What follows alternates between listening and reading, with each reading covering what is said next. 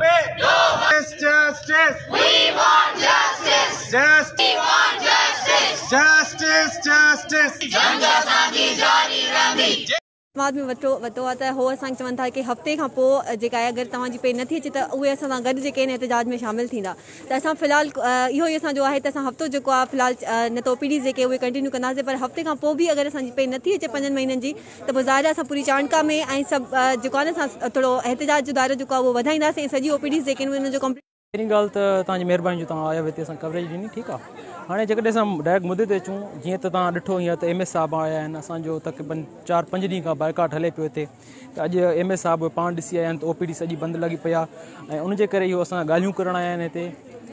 पोइ इहे ॻाल्हियूं करणु आया आहिनि त जीअं बाइकाट जेको आहे उहो ख़तमु कराए कंहिं कंक्लूजन ते कंहिं नतीजे ते असां पहुचूं, ठीकु आहे। त हाणे जीअं MS साहब उहे चवंदा त असांजे हथ में न आहे, मथां सेक्रेटरी मां कमु रुकियल आहे, त उनजे लाइ सर असांखे चवंदा त असांखे को टाइम ॾियो, असांखे तव्हां टाइम ॾियो त उन टाइम जे अंदरि असां पोइ तव्हांजो मसइलो हल कराए था वठूं, असां कोशिशि कंदासीं।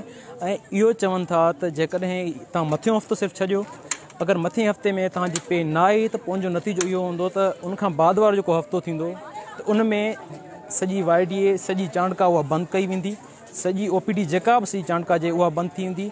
MS वारा असांजे एडमिनिस्ट्रेशन वारा उहे असां सां अची गॾु वेहंदा, ठीकु आहे। ऐं उनखां अलावा जेको बि सॼो हितां जो सिस्टम आहे उहो कम्प्लीटली कोलैप्स कयो वेंदो चाणका। दिन से हमारा ये जो प्रोटेस्ट है वो जारी है। MS साहब आज आए हैं लेकिन उन्होंने हमें इतना अश्योर नहीं कराया, हम सेटिस्फाइड नहीं है उनके आंसर से कि विद इन वीक हमारी सैलरी आ जाएगी या नहीं। कम से कम वो हमें एक डेडलाइन दे दें कि इतने दिनों के बाद आपकी सैलरी जो है वो आ जाएगी। तो जब तक हमारी सैलरी नहीं आती तो ऐसे ही प्रोटेस्ट जारी रहेगा और इससे सख्त प्रोटेस्ट हम आगे बढ़ाएंगे।